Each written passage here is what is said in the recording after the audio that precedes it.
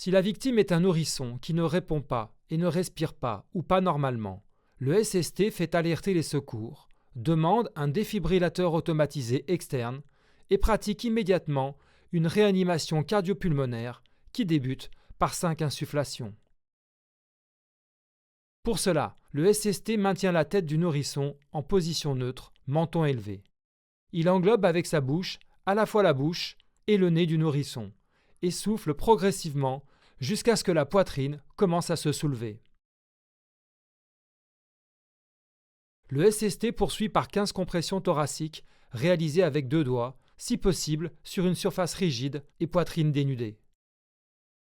Pour cela, le SST localise le bas du sternum du nourrisson, place la pulpe de 2 doigts d'une main dans l'axe du sternum, une largeur de doigt au-dessus d'un repère constitué par le bas du sternum, à la jonction des dernières côtes.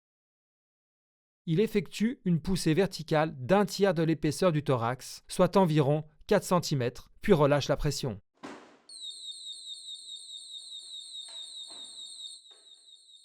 Il laisse le thorax reprendre sa forme initiale entre chaque compression, sans décoller les doigts.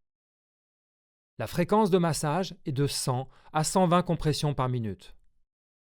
Le SST poursuit la RCP en associant les compressions thoraciques aux insufflations, selon un cycle comprenant 15 compressions et 2 insufflations, jusqu'à la mise en œuvre du défibrillateur. La défibrillation doit ensuite être réalisée de préférence avec des électrodes pédiatriques qui doivent être collées sur la poitrine de la victime conformément au schéma du fabricant.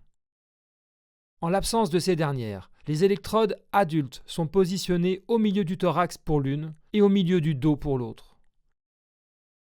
Le SST suit alors les indications de l'appareil et poursuit la réanimation jusqu'à l'arrivée des secours ou la reprise d'une respiration normale. Le DAE doit rester allumé et en place jusqu'à l'arrivée des secours.